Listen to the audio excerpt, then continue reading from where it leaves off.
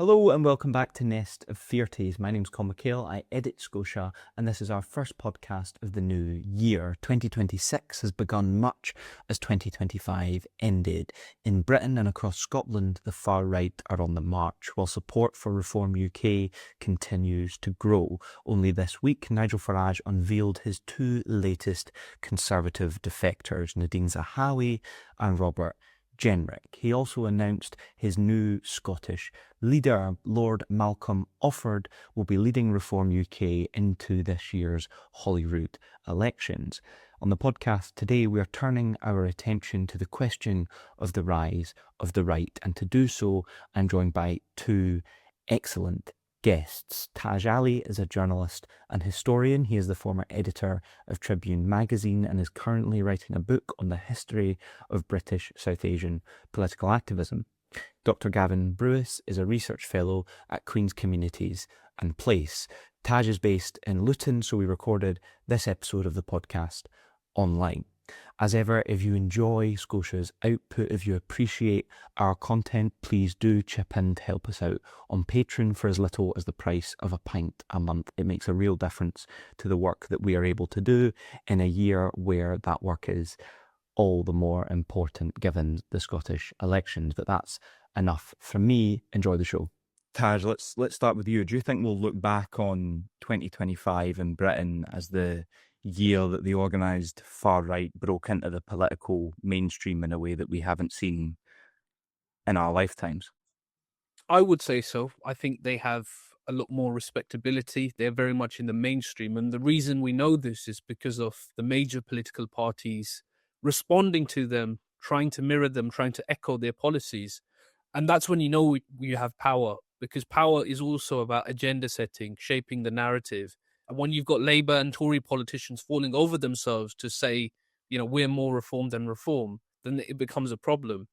So absolutely. And I think it's made what we used to consider extreme mainstream now. So the performative cruelty of the recent policies announced by Shabana Mahmood, this talk around taking jewellery off asylum seekers and things like that, that is just performative cruelty. There's no sense of how this will fix the asylum system, how it'll fix the immigration system. It's just about responding to what they perceive to be a public opinion. So I think they're absolutely doing extremely well. And I think it also says a lot about the failures of the left. The far right have embedded themselves in councils. They control County Durham Council. County Durham Council, this was a former Labour stronghold. This is where we have Durham Miners Gala every year. It's an area associated with the Labour movement. Doncaster City Council, again, former mining community. These are communities that have lost industry, that have lost a lot. And they're not turning to the left, they're turning to the right. So I think it should be a wake-up call for all of us, really. Gav, what do you think about in Scotland? Because it's the same for us. The places where Reform are picking up support are the post-industrial areas. It's Glasgow, the West Coast, and across the country, really. Well, kind of echoing the sentiments of Taj. I think the real reasons why we're seeing it, it's too simplistic just to give one overall broad answer. But I think there's a number of different reasons, and they've kind of all came to the fore at once. And I don't know if most of that's probably instigated through the media and stuff like that as well. But if you're looking at the last 2 years, we've had all different kind of movements. So like the BLM, we've had the Palestine movement, which has been, obviously each of these are unnecessary. But you're getting a white working class who are feeling, well, certainly the sentiments they're sharing anyway, is the feeling that they've been abandoned and nobody's representing them anymore.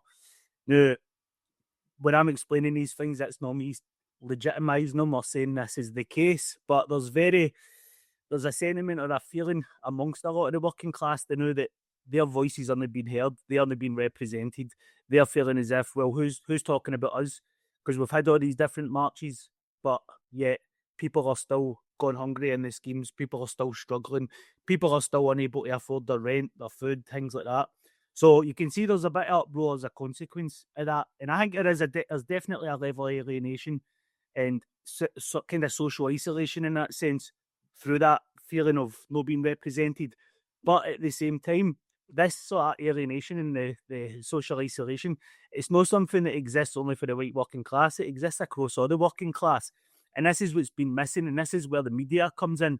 They are creating these kind of barriers between the whites, the browns, and everything else. Do you know what I mean? They're using these sort of, it's almost like when you look in the media nowadays, it's kind of become Americanized in that sense.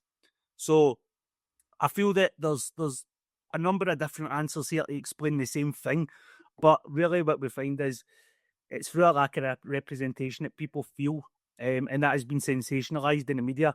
That is happening in working class or predominantly working class regions and areas. Shouldn't be surprising, because I think that a lot of the places what we find now, they might have been Labour strongholds in the past, but what we actually see with them is a mass level of sort of false consciousness. And you could argue that's a product of the social media, but also, again, potentially a product of just the poverty that's around them as well, and no engaging with the education system as much as in the past either. So I think that's all. Again, it's multifaceted, the reasons, I think. So Taj, do you think it is alienation which is driving this, folk feeling disconnected from one another, unable to control the levers of power that they once had over their own lives? Jimmy Reid, Glasgow shipyard worker, defining alienation, called it the cry of men who feel themselves the victim of blind economic forces beyond their control, and it feels like that's what we're witnessing. Well, that's the word, isn't it? Control. People feel like young people, if you look at young people today, you can't get on the housing ladder, you can't get a decent, secure job, youth unemployment's rising. People are fed up. They feel like they have no control, and they're willing to roll the dice on a new political party, Reform, that doesn't have the baggage of Labour and the Tories. It was really difficult in the former mining communities for a lot of these voters to vote Tory because of Thatcher's legacy. And now it's become a lot easier because they can say, well, this ain't the Conservative Party, this is Reform. And it's really interesting when I think about how the disconnect between the metropolitan cities and these post-industrial towns. So I remember walking through a really nice part of North London, and I'm looking around and everyone's looking really happy, sun's out. And then you look at the house prices and it's £2 million, £3 million. And in some ways, you know, that's an area that could possibly vote Green. It's a very progressive area. It's a very liberal area. But then I always think if you came to my neck of the woods, where you'd have people with views that some people would find distasteful or questionable or right-wing, and this is a diverse multicultural community, Luton, and then you go to a predominantly white working class community where you've got HMOs everywhere, where you're more likely to have asylum seekers because the price of housing is cheaper, where the high street is decimated, where you don't have a community centre, where a lot of kids are dropping out of school at 16 and not going on to careers, where you have drug addiction, crime, antisocial behaviour. It's very easy for a person in North London to lecture that person and say, you're a bigot, you're ignorant, you don't know what you're talking about, you don't know, you know. The thing that always frustrates me is this argument that you don't know what's good for you, you're being brainwashed. And actually, I'm not justifying their bigotry. I just understand where it comes from. I understand how people like that can be exploited and are more likely to be exploited. And so I think we really need to understand that disconnect. When you go into these communities, there is nothing. And I've spent time. I've been to Sunderland. I've been to parts of County Durham. I've been to Hordern, where half the houses are boarded up on the street. And when successive governments fail these communities, why are we surprised that they're turning to a party like Reform? The other thing to say here is when you think about the trade union movement has significantly declined. We've lost a lot of industry in this country. And I think the left really fails to understand the disconnect, one, between the activist base of several trade unions and the rank and file, but also the fact that there's a lot of working class people who are now self-employed, and the Reform Party speaks directly to the self-employed by talking about lower taxes. And I think the left really needs to start thinking about the economy in a different way.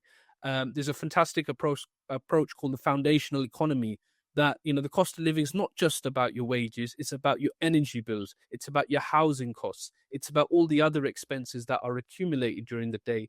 And I think Reform's strategy has been extremely smart to try and not just pit working class people against immigrants, but also this narrative around the strivers versus the shirkers.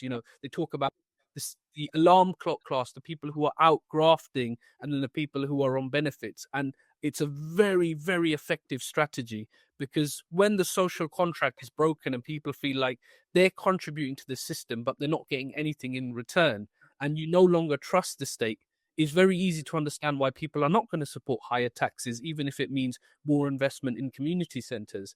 And I think that's one of the key things at the moment, the distrust in the state. When I talk to certain friends about, we should pay higher taxes so we can fund investment and infrastructure, they said, you really trust this government with our taxes? And it's that trust that's missing at the moment. They don't have trust in the system, and they'd rather go off on their own accord. So I think a lot of people are alienated, absolutely alienated, do feel like they have no sense of control. And the truth is, in a lot of working class communities, we are seeing decline. When we go down our high streets, we're seeing shops being boarded up. The most common sight in our town centre is a chicken shop, a betting shop, and a pound shop. That's what you see around you. And you can say that's because it's online shopping and it's the internet.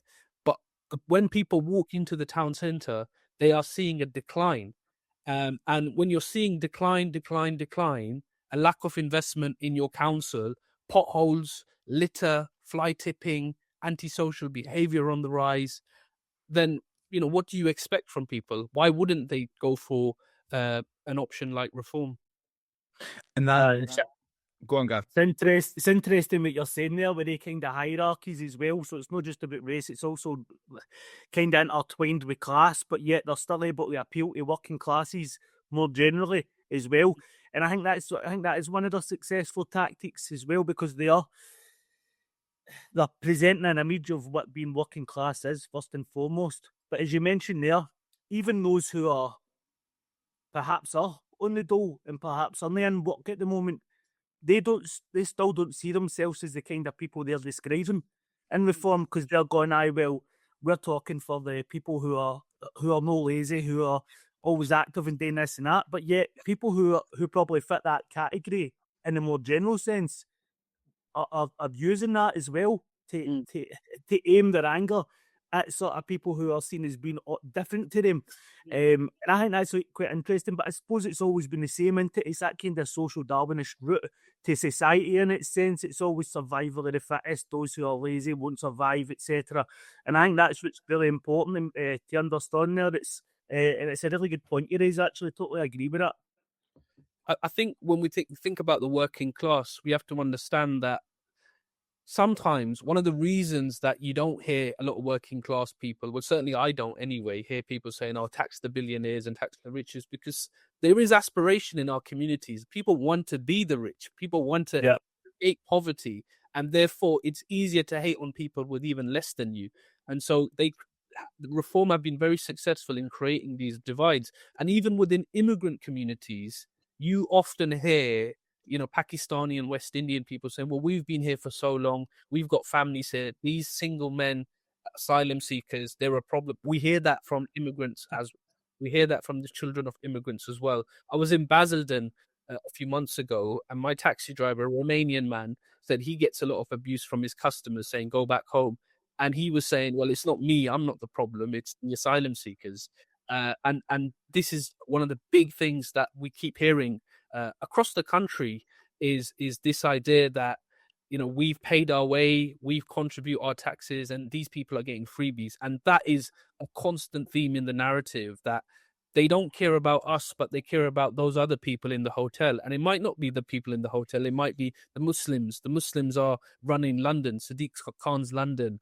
When we look at the 2001 riots in Oldham, Bradford and Burnley, where you had these tensions, there were a lot of myths being pushed that the council was favouring the Pakistani community over the white working class, which were nonsense, but the rumours were spreading. And that's what led to support for the British National Party in the early 2000s. There's a point here as well, which is interesting about what we as the left say, right? So if you take the line about small boats and millionaires, or small boats and private jets, your enemy doesn't travel by small boat, they travel by private jet.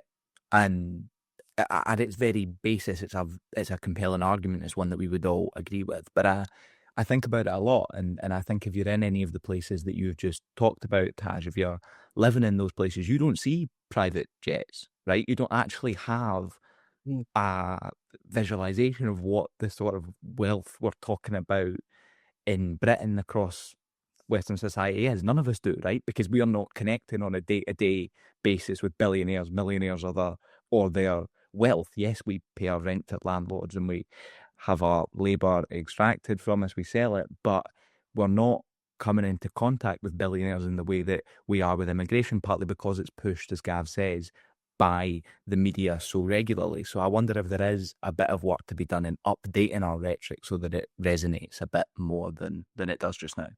Well, just the media, though. I mean, that's part of the class war and class antagonism itself, isn't it? It's to encourage that false consciousness within individuals, so shaping hegemony, and individuals then embody those sort of common senses, those narratives that are peddled about the poor working class or about the wrong types of working class, and creating these divisions up these class lines. But really, we should be a united working class, but we see kind of bourgeois politics.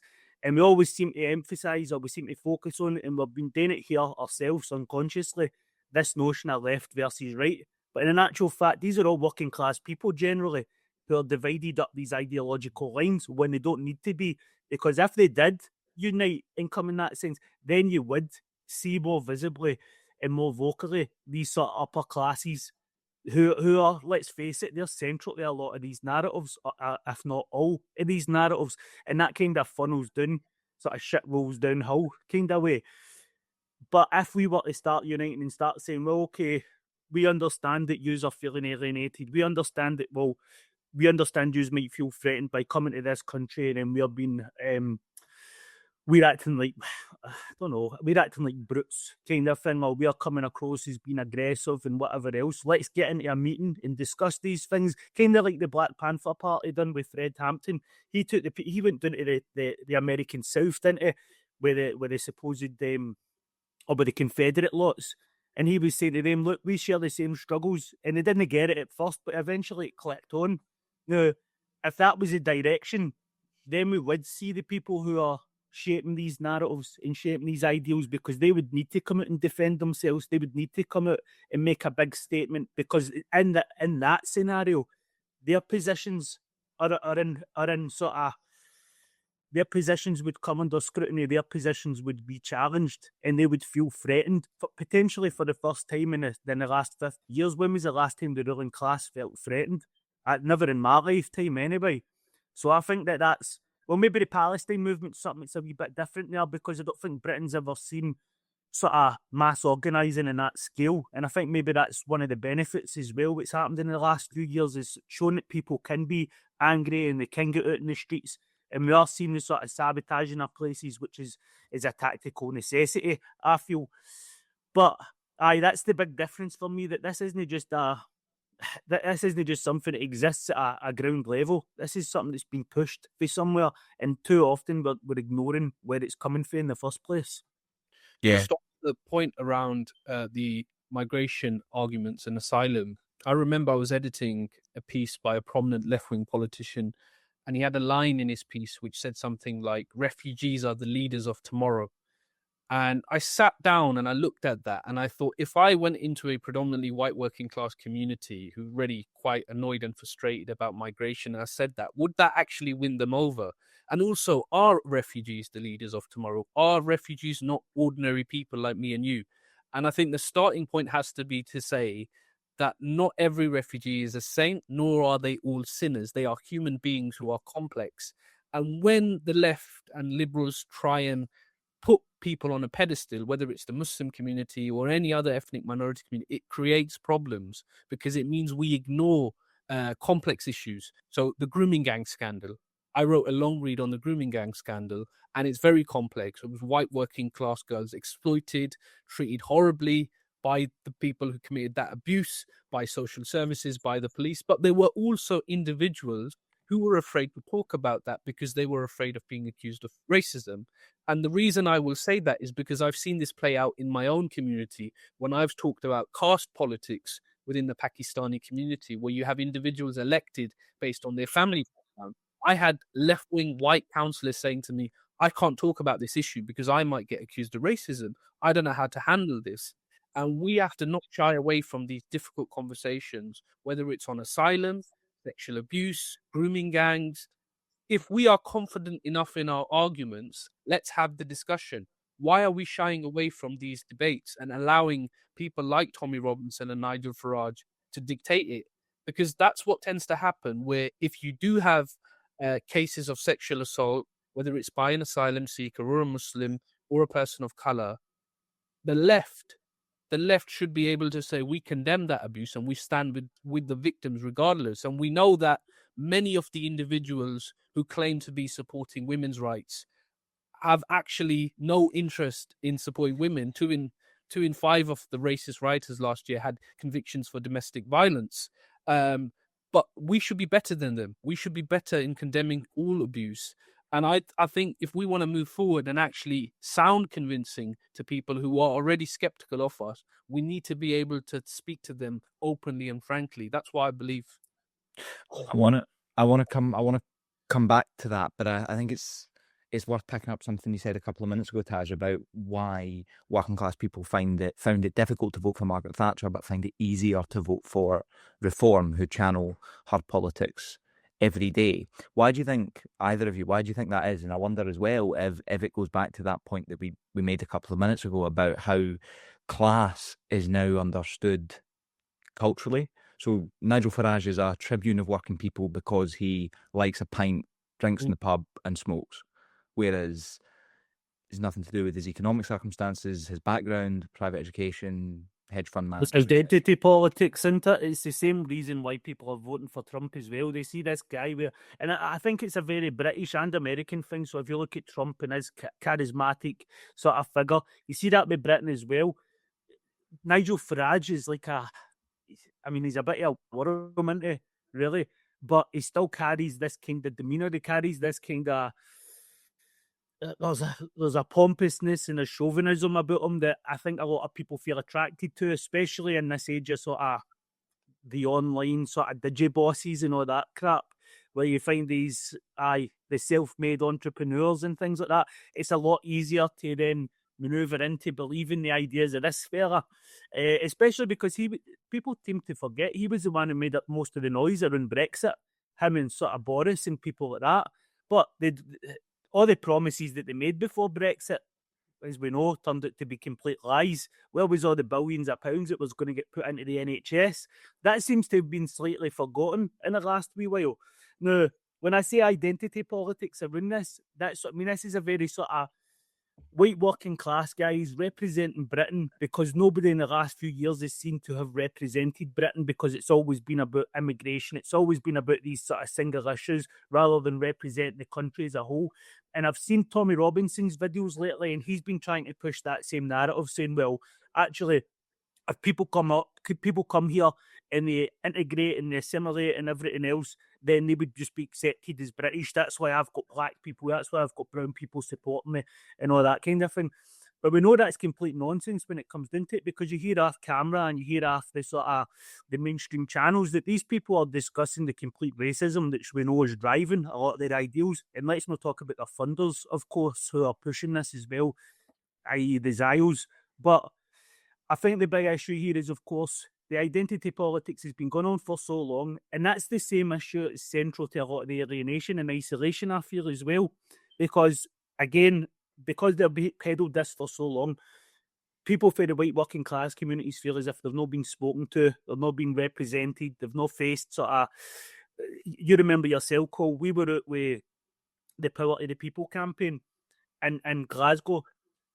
How little media sort of attention did that get? It was very minimal. Now, if you're talking about some of the other movements that are organised, we see that really spread across the country, and the media jump on that. But it seems to be that was a really driven by working class, solely working class people. And because of that, it doesn't get the same attention. Now, if there were people who were really interested in the class struggle and really interested in changing their circumstances, this would have been a great movement for them to get involved in. But it's because of that lack of exposure. And obviously social media right now doesn't help when you start talking about working class and sort of fucking united proletariat and things like that. You're starting to find the algorithms are no longer supporting those kind of narratives. So you don't get the same exposure. So I think it's all connected. And as I said, it's multifaceted, but it all seems to lead to the same thing in the end. And that's the crux of the matter, in my opinion. Yeah. Swear on this. Sorry? Are you allowed to swear? Yeah, go for it. Okay. I think the number one thing when you speak to a working class person about politicians, they'll say they're all a bunch of cunts. They're all cunts. Yeah. The amount of times I've had a conversation of people of all racial backgrounds, but working class. I'm not interested in politics, mate. They're all full of shit. They're all the same. That's still a very, very common sentiment. And what Reform's done very well is they've managed to get some of those people who haven't voted in the past few elections to vote for them. And again, it's like, well, why not? Let's try something different. Let's shake it up. Let's roll the dice. I really felt that during the Brexit referendum, where there were a lot of people saying, well, we've got nothing to lose. We'd vote Brexit, give them a kick up the backside.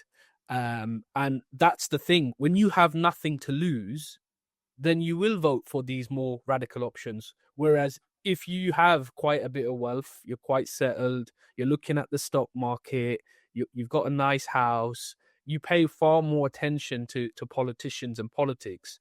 Whereas a lot of people are happy to kind of give a new option a go. Regarding Thatcher and Farage, you have to remember that Thatcher did convince some working class people to back her, especially with the right to buy policy, this idea of shareholder capitalism, that you now have a stake in the system. You can now advance out of your class.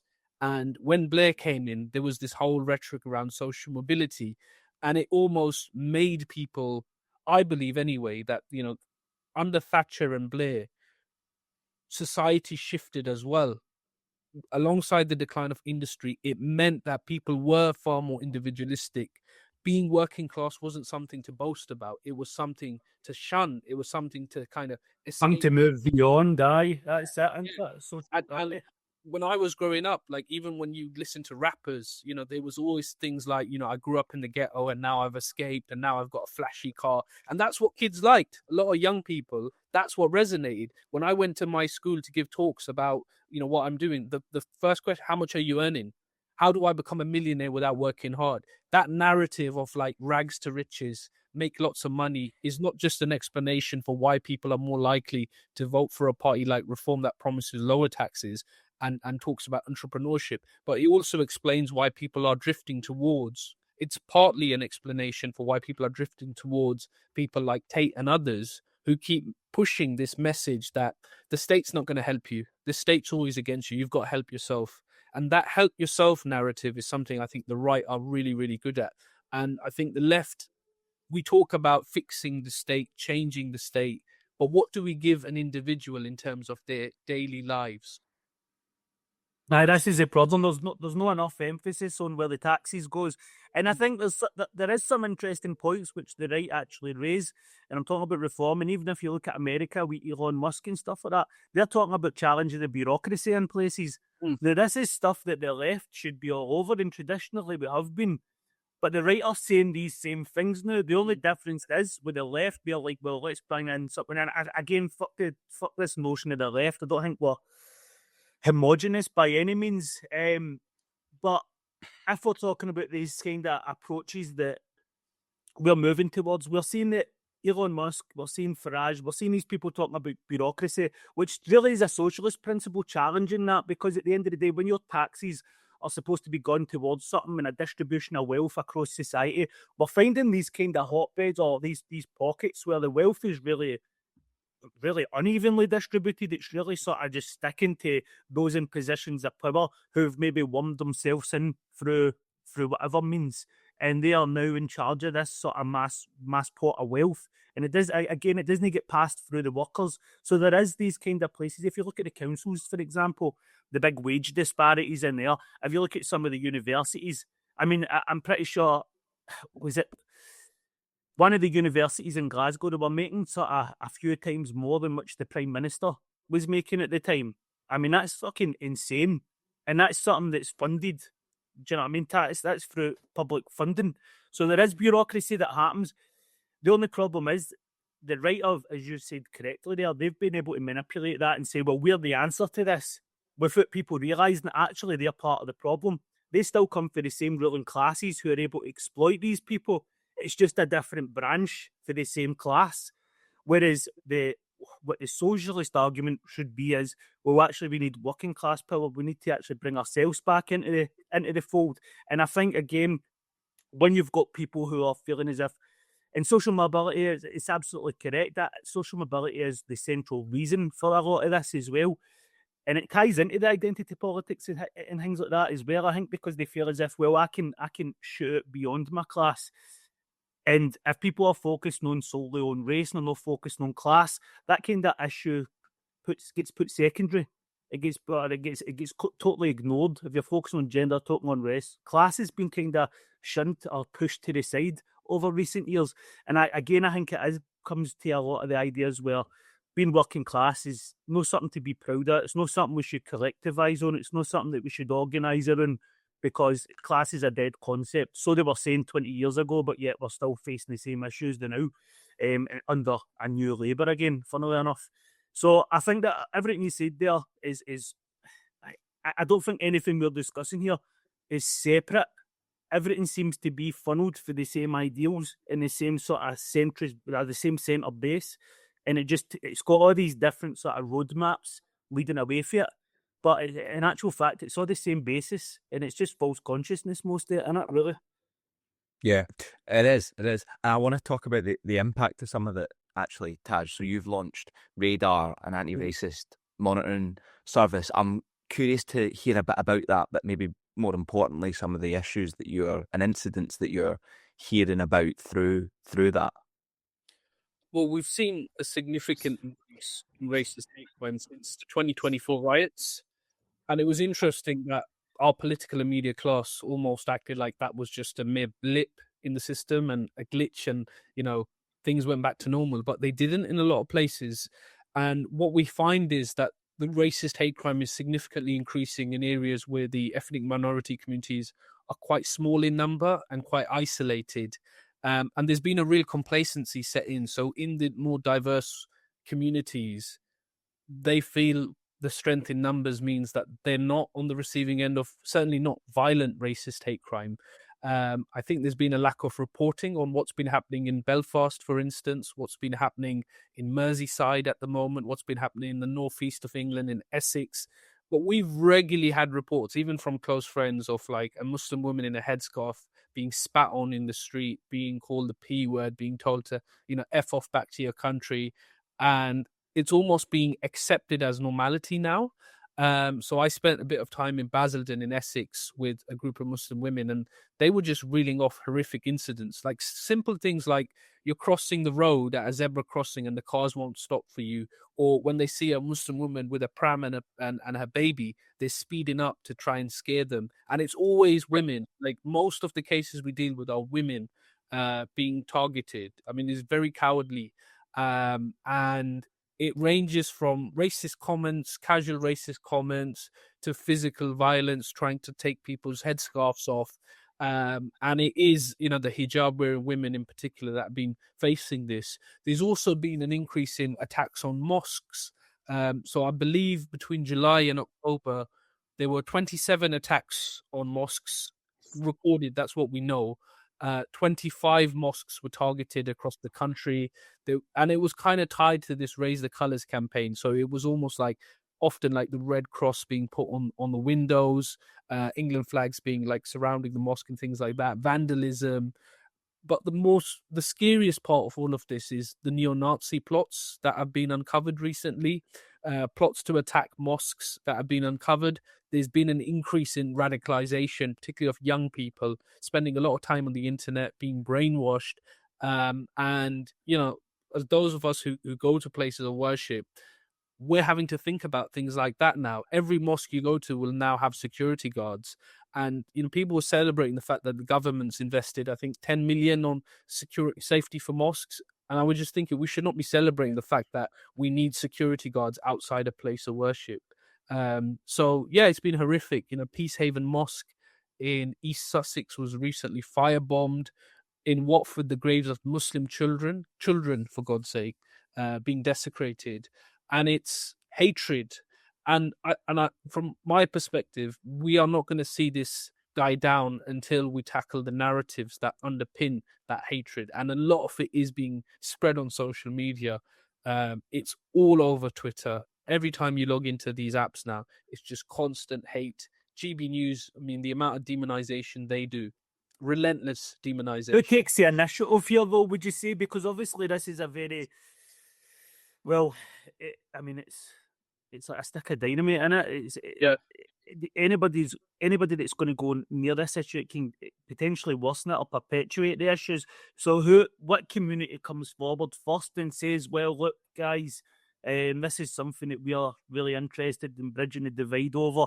Now, I realise in the past, as you mentioned there, a lot of the sort of shared norms and practices would have been shared within these kind of workplaces when people were coming from diverse backgrounds and working together. Now, I had that in a call centre when I worked in Scottish Power in the town. It was a very diverse community that was in there. But I know people who were part of that as well, and who knew or buying into the reform narratives. And you're like, you just worked with loads of immigrants themselves and people who come from maybe second generation, third generation. So what community has really got the power to come forward and say, look, we're looking to create a middle ground here so we can operate for and work together to challenge our shared oppressions? So I remember during the Tommy Robinson rally, not last year, the year before, there was one of the YouTubers, alt-right, Mahyar Yusuf, Iranian guy. He's got a big following. He was being chased by some kids, some students, and he got behind the police line, and I had my coffee in my hand and just got past the police line with my NUJ card. I'm just interested in seeing what he's got to say. And he was on his YouTube thing saying, look at these bloody lefties and Muslims. They hate free speech. They can't debate us. They can't discuss with us. And I said, well, I'll debate you. And his security guards just eyeing me up, thinking I'm going to throw a coffee on his face. And I'm like, no, I'm not. I'll have a conversation with you. And I started the conversation by saying, they fucked over the pensioners, haven't they, with the winter fuel cuts? And all of the guys around him, all of the Tommy Robinson, they're like, yeah, they have. And I was like, it's outrageous what they're doing. They're like, yeah. And I said, guess what? In Luton, there's a community centre that's actually supporting the pensioners and providing them with fuel vouchers and warm clothing and food. And they're like, oh, that's really great. That's excellent. I said, yeah, it's called the Discover Islam Centre. And your man, Tommy Robinson, has been harassing the staff in there. And I said to them, how does that work then? So you've got a Muslim community centre helping white working class people. Yeah. And your man's attacking them. What do you say to that? Not a single one could answer me. Not a single one could respond to that. And I think that's the thing that we're seeing in the Muslim community anyway. The mosques are always open. They're always open for dialogue and discussion. And even then, you will have people say, oh, well, they're just trying to convert us to Islam. They're just trying to brainwash us. But in the Muslim community, free speech and the idea of talking to people you disagree with is something that's very, very, very common. I think in the Cliff of Bar as well, in Glasgow, after the helicopter crashed into the top of it, people came out the mosque and were helping them and taking them in and giving them medical aid in the mosque. And that's something that's forgotten about in Glasgow, especially when he hear all these narratives, all these Muslims this and Muslims that. Like that was one of the most shocking things in our recent history. And the Muslim community came out and were supporting the people there. So I think what's really interesting is a lot of people are very curious and have questions about things like the burqa, the hijab, and they've never had a space outside of social media to have those discussions. So I remember I was in Bosnia a few months ago, and I was in the airport cafe. My flight was delayed, and there was a few Plymouth fans. Some of them had England tattoos and stuff like that, and they were quite drunk. And they sat down next to me and just started chatting about the football, actually. And like within half an hour, one of them just asked me, "Mate, what's this burqa thing then? Is it being forced on women then?" And he was almost like waiting to kind of get my reaction as if I might be offended. And I wasn't offended. I said, "Well, I'm glad you feel comfortable enough to ask me these questions." And he was like, "Yeah, mate, like I don't really know many Muslims. I live in Plymouth. It's predominantly white. The immigrant doctors are great, things like that. But we've never really spoken to Muslims." And so I called my sister, who wears the hijab. She was around the corner with her friend. And I said, "This is my sister. You got any questions? Best to ask her." They really got on with my sister, and it was lovely. I think they took my Facebook or something, or my number, and Luton Town were playing Plymouth that weekend, and it was the 120th anniversary or something like that. And the local mosque, which has a really good relationship with the football club, they were giving out water and refreshments to the fans. And the Plymouth fans were saying that they'd spent some time with people from the mosque, talking to them even further.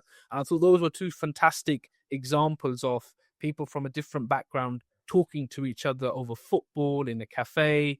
There was also a woman from Basildon that I interviewed recently, and she was saying, a hijab wearing woman, she was saying she was coming back from London into Essex from work, and there was these two guys on the train carriage with her. The train had been delayed, and so they were all doing the typical thing of asking around questions, how long it's going to be, talking to each other. And one of the guys said to her, "So what do you do when you get home?" And she was like, "Well, what do you think I do? I put the dinner on, I feed my kids, I read them the bedtime story, and I go to bed." And they were like, "Wow, oh, we thought that it might be different." She's like, "Why would you think we're any different? We're just like you. We have the same concerns as you." And I thought that was really funny, but also very telling, that people have been so brainwashed by what they read online. They forget that we're all human beings. We support similar football teams. We enjoy the same food. We have the same banter. And I think it's a real shame sometimes when we don't get the mix. And I think it's the responsibility of all of us to think about ways that we can genuinely bring people together in those spaces. Outside of, religious institutions, where else can we do it? What else can we do? When you have social services and local council budgets cut and community centres dying, and people working multiple jobs to make ends meet, then it becomes far trickier to do things like this as well. I think it ties back to that issue as well, though. Nobody's really talking about class. It's certainly the people that have got positions of power and influence. Who's talking about class to unite the people? Because to me, that has always been the one thing that we can unite on. Now, Eddie Dempsey says that you can talk about all the different sort of facets of identity, but the one thing that does unite people is your wage in the workplace, or your sort of social economic standing in the community as well, because you're all affected, as you mentioned there, by the energy bills, by the prices of food going up, by the prices of transport, things like that. Everybody's all equally harmed by these things, and these other things that they very much unite us, but you're never hearing anybody in the government talking about this, because it doesn't serve those people in government to do that, because essentially, and you see it with the SNP, they're aligning up the idea, well, independence. Labour are kind of fuck knows what Labour are. Centrists are trying to appeal to everybody, so they're essentially appealing to nobody. Reform, as you've mentioned, are picking up a lot of these people because of the sort of hangover or the misrepresentation that's happening elsewhere, or the lack of representation that's happening elsewhere. Now, if you had a party who was really strong enough, and this is what I'm quite disappointed with your party stuff and the way that it's fell away, which is fucking pretty depressing, because everybody believed that was going to be the party to do it. But as soon as they started talking we're going to be a left movement. As soon as you start talking about a left movement, you're already alienating half the fucking population. We need to bring it back to class, because that is the one thing, the single thing that unites everybody. And I know that obviously within different communities and different diverse backgrounds, you're going to have people for different classes, but it's the same as the whites as well. You're seeing middle classes feel as if they're part of the working class movement.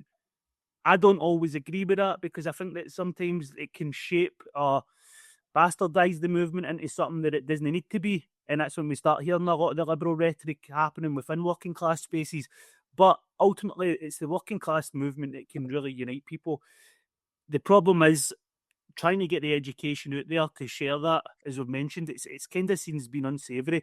It's not a hot topic right now to talk about class. We're still sort of suffering for Thatcherism, for Reaganism. We're still suffering for those sort of underlying hegemonic narratives which are telling you, well, it's not great to be working class. And I seen a thing on LinkedIn the other day. Some guy was kicking off because I think it was Eton or Trinity College or something like that. We're only bringing people in for privileged institutions to go and study at their institution. They were only taking applications for these sort of elitist schools. But when you look at it, why the fuck do we need to be joining these spaces? Do you know what I mean? If I've had years of representation within these places and nothing's changed, and you can see that on a societal level as well. There's a lot of working class people now involved in politics, and very few of them are actually talking about the class struggle. So what the fuck are they there for? Is it representation? Is it tokenism? None of those things actually change things in a material level. So I think we need to bring it back to grassroots, and I think your party, who were supposed to be the vehicle for that, really need to have a fucking look at themselves and start maybe reconfiguring what they actually mean and the purpose behind it. Taj, give us your party take. Well, I interviewed Mark Sawatka a few years ago, PCS General Secretary, before he retired. And he said something that has stuck with me for a while. He said the mark of a good leader is someone that meets people where they're at and takes them with them. Now, you tell me, will your party win over Reform voters? Do you guys think that your party is going to go into County Durham and start winning council seats? Because that's the question at the next election. Is Nigel Farage going to be our Prime Minister, or will it be someone else? And who is that someone else going to be?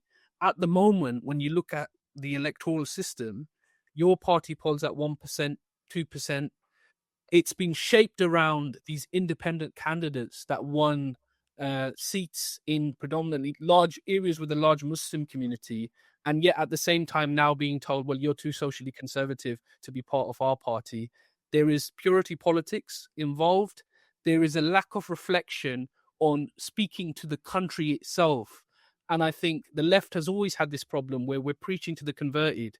I'm sick and tired of going to meetings where everyone agrees with each other and then starts fighting over who's pure enough. The idea that you're going to heckle a man like Jeremy Corbyn, one of the most pro-Palestinian politicians in Britain, who has spoken at almost every national demonstration in support of Gaza, when Labour MPs, including left-wing Labour MPs, would refuse to go to the Palestine Solidarity Campaign demonstration stages, you're going to heckle him and say you're not anti-Zionist enough. I think it's pathetic, to be honest with you. I think it's a real shame that we don't understand what the stakes are at the next election, because you can do your purity politics and you can fight over who controls a party that polls at 1%.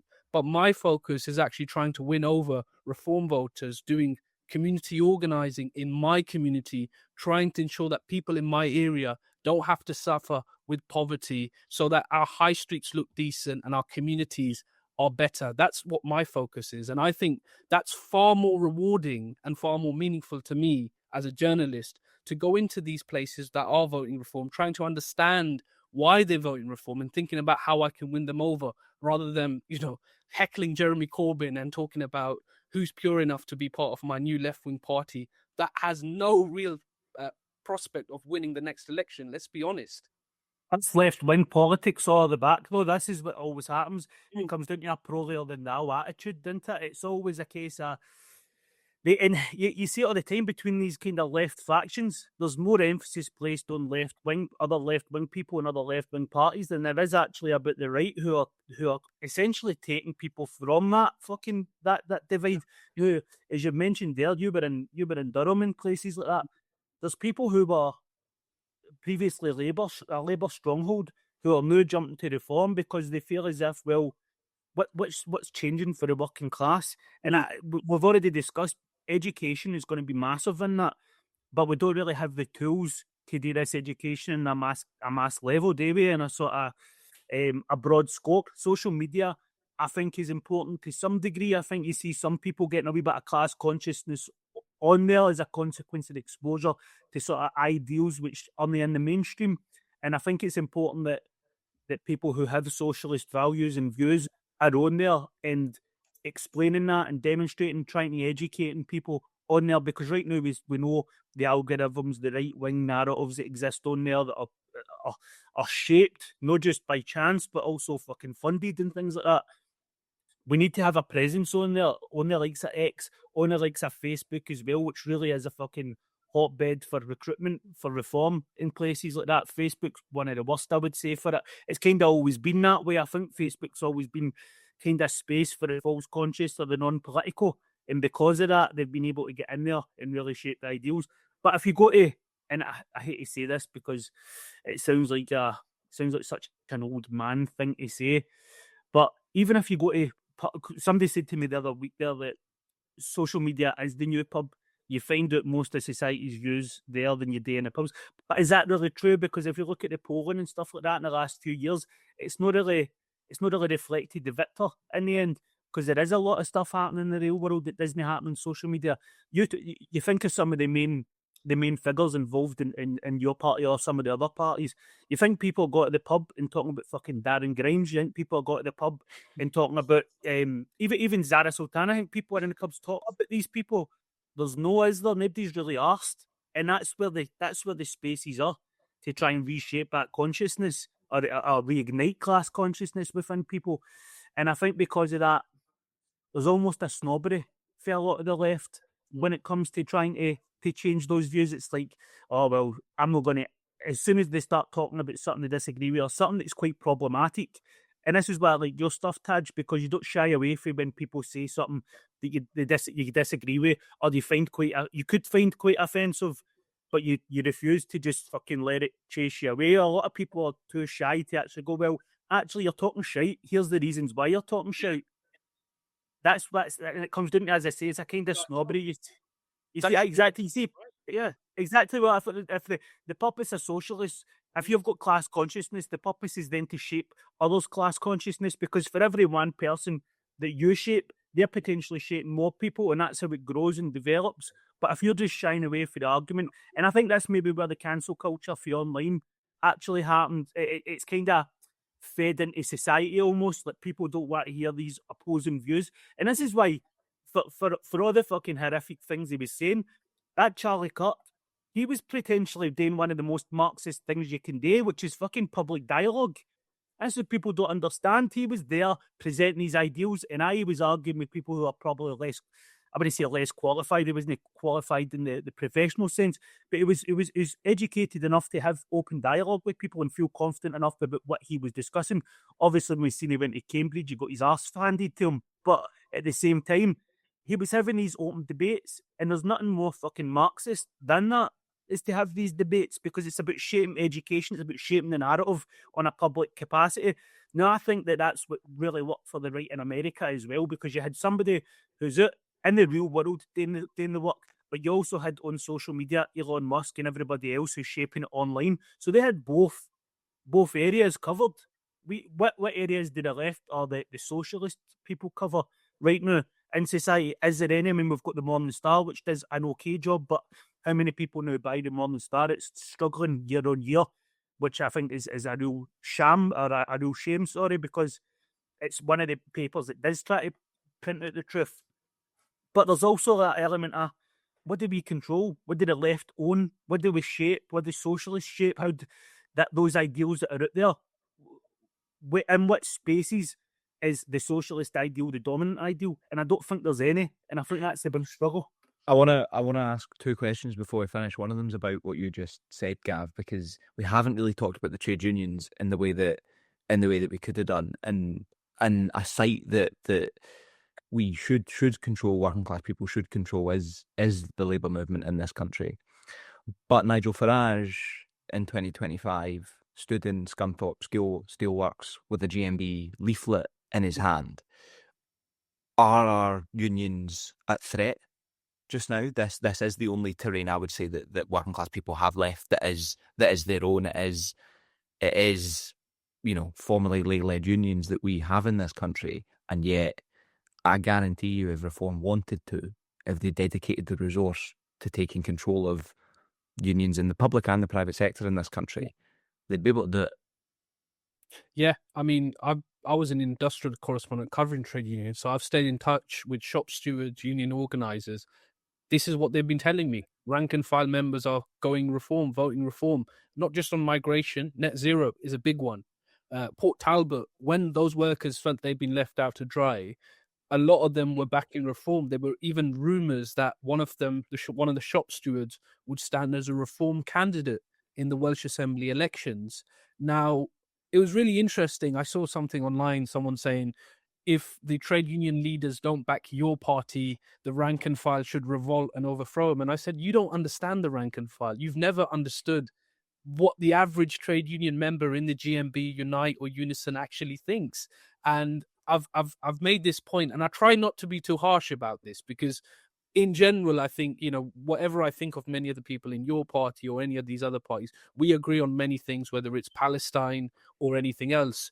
But I think the level of complacency in terms of, what the trade union rank and file are saying, what working class people in our communities are saying, and what these small left-wing activist groups are saying, the disconnect is enormous. I believe if you were to poll Unite members, Fire Brigade Union members, many of the other trade unions, you would find reform are probably the most popular option right now. Now, we used to have a lot of political education within the trade union movement. The trade unions used to dedicate significant resources. Fire Brigade Union, I recently spoke at one of their summer schools with a bunch of firefighters on Palestine.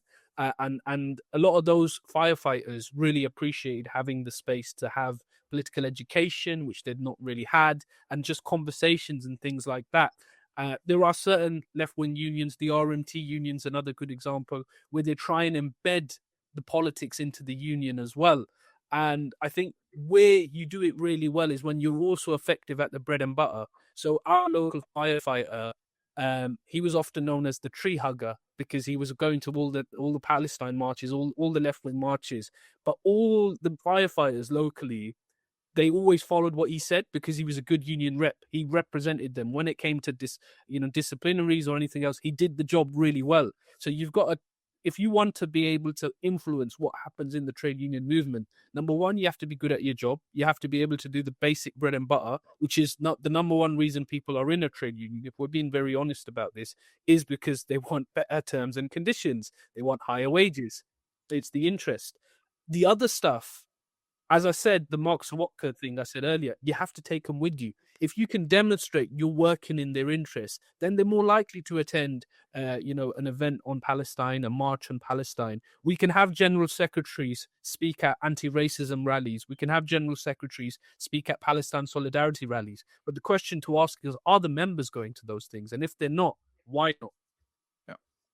I think, again, there's also a distrust for some of the unions. Like, we see union membership, I know it went up through COVID and things like that, but we're also seeing, as you mentioned, that disconnect. And does that disconnect come from bureaucracy itself? And again, being driven ideologically for the top levels, which, again, as you say, there's a big disconnect between what they're actually saying at the top and those at the bottom, who are part of the unions, who are part of the struggle, who are actually doing the fucking work in the workplaces. And I think, I know a few people in the Clenny, a few people on the trains and stuff like that here as well. And again, I share your sentiments there. They're very much been moved towards reform and the allure of reform, because they feel as if that their voice hasn't really been heard. Even the unions aren't really represent them in the same way. And I think in Scotland, you'll know yourself, Coll, there's a strange dynamic in the unions, isn't there?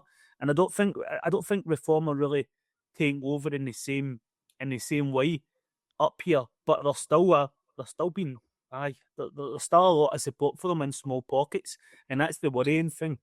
And it's this question of legitimacy as well, right? It's a distrust among members when there's a Palestine demo to be supported, when there's a Stand Up to Racism demo to be supported, which we know to be critical work, particularly in this period. But members themselves think that's not the bread and butter, and it's the absence of consciousness raising that we've got. Last question, because we've overran. It links back to what you've both just said, and we're moving into a period. We've been in a period now for a couple of years where anti-war and anti-imperialist activity is absolutely critical. But the main charge levelled at the millions who march in London every week, the millions who march across the country every week, is why are you waving the Palestine flag and not our flag? Why are you marching for Gaza, which is thousands of miles over there, rather than fighting for hungry kids in our communities? How do we deal with those arguments? How do we find a way of articulating the importance of anti-war, anti-imperialist concerns while dealing with the arguments the right is throwing us? I think it's demonstrating that you actually do care about the bread and butter issues.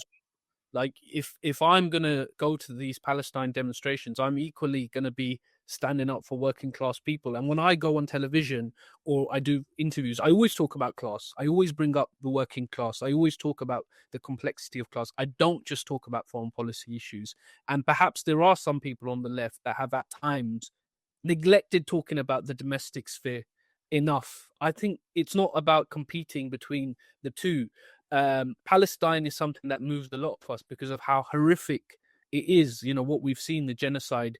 And there are so many people, particularly in the Muslim community that I've seen, that have been politicized by Gaza. And if I'm being totally honest with you guys, locally, if I was to organize an event on Gaza and I was to organize an event on child poverty, the event on Gaza would have 3 times as many people going to it than the event on child poverty, even though both of those issues are important.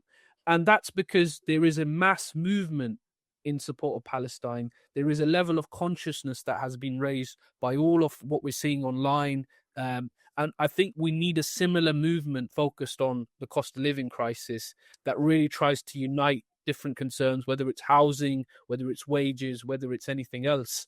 But I think one thing that a friend of mine said is, you only really feel the need to march when you're being punched in the face. Like when it's not directly impacting your life, you you don't see it as big an issue. And the other side of this is just the level of commitments working class people have.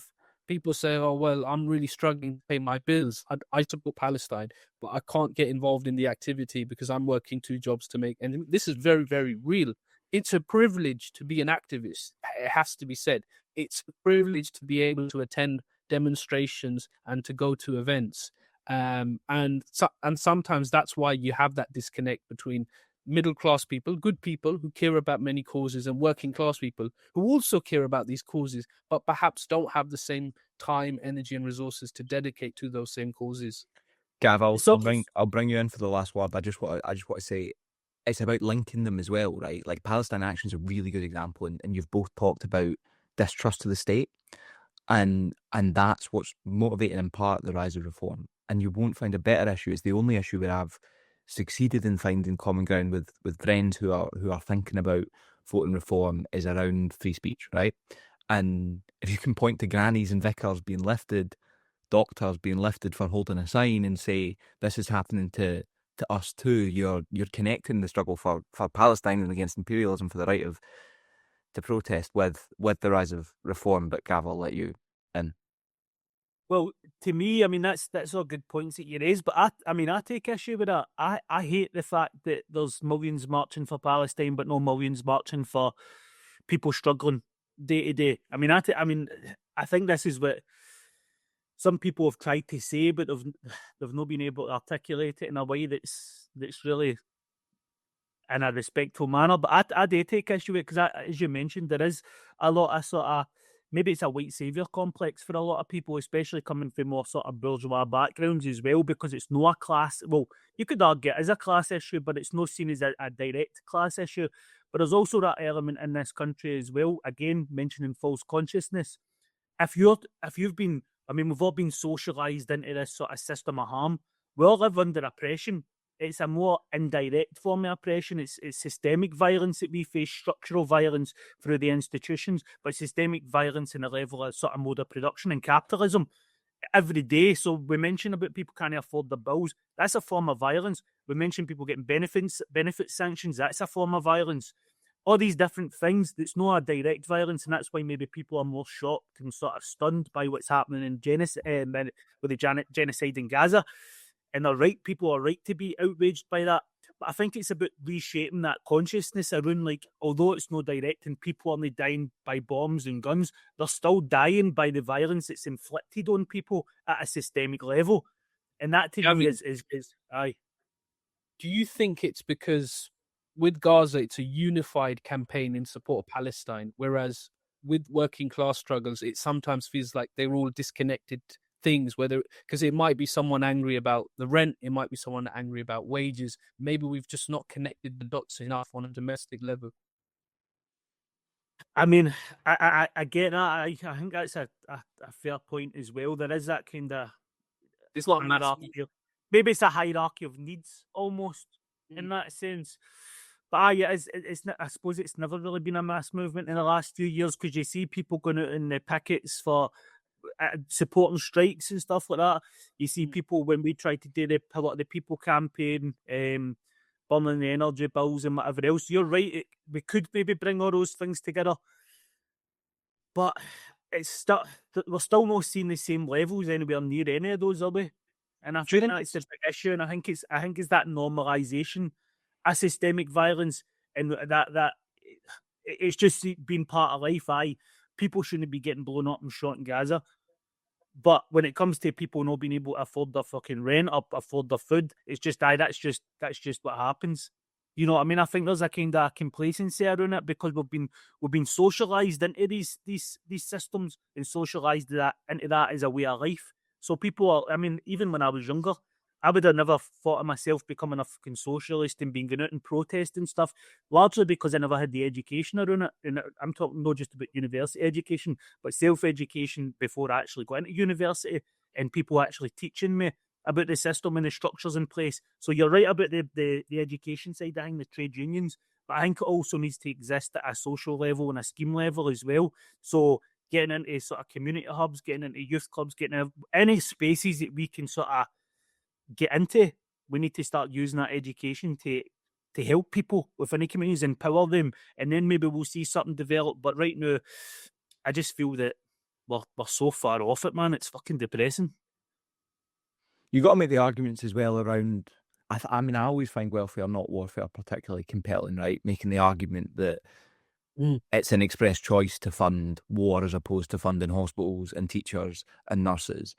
And I think when you see it in as starker terms as we have over the last 12 months, right, you get benefit cuts and you get removal of the winter fuel payment at the exact same time as you're getting 2.5% plus on defence spending, the exact same time as you're getting a new strategic partnership between the MOD and Elbit Systems, right, although it's been dropped.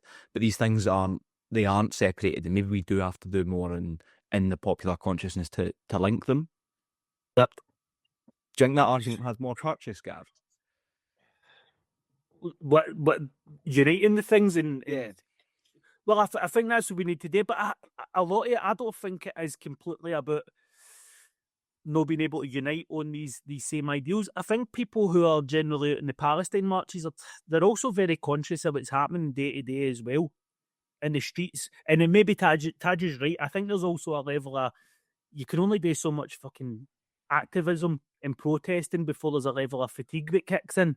Now, people can, as you mentioned there as well, it's a very privileged position to actually go out and protest in the first place.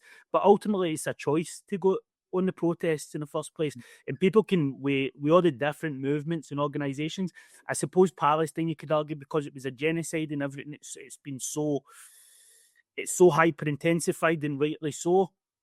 But there was also an element, I think there's a lot of bougie people wanted to go Iranian, kind of seen as being, well, we're here and we're supporting the protests against the genocide.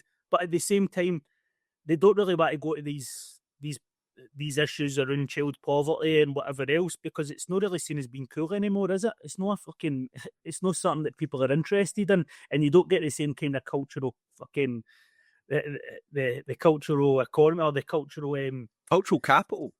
That's it. That's what I was looking for. The cultural capital is your word going around, because you can.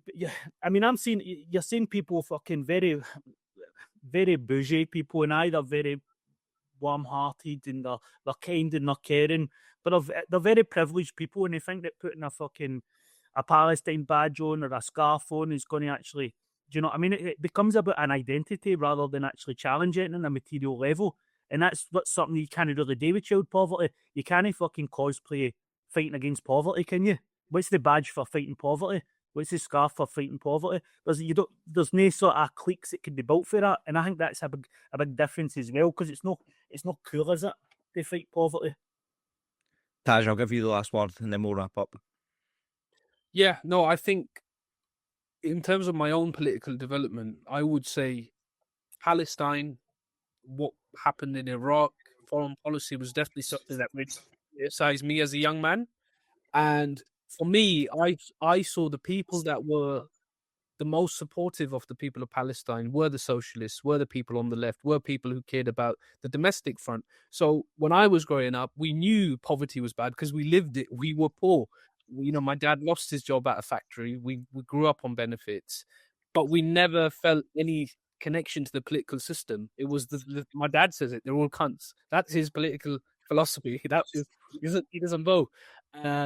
But within kind of that movement for Palestine, you did come across some of the speakers like Jeremy Corbyn. That's where I first came across someone like Jeremy Corbyn, was on a Palestine demonstration. So as much as we should critique, where we could be better, I do think there is a lot of optimism and hope, particularly when I see young people from my community challenging their college or arms manufacturers, getting involved in the political process. And I think our job's got to be to provide that space for that next generation to get involved and to do things better.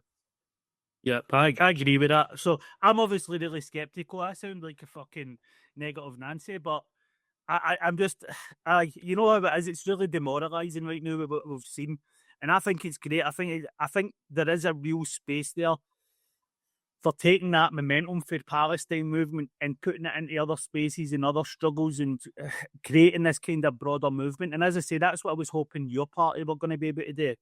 But we're not seeing that. And also we know, even with the Palestine stuff, for some fucking reason, you're getting people who are completely, who are opposing the Palestine movement. And I don't think when they're coming out and they're protesting against the Palestine struggle, I think what they're really saying is, well, what about us?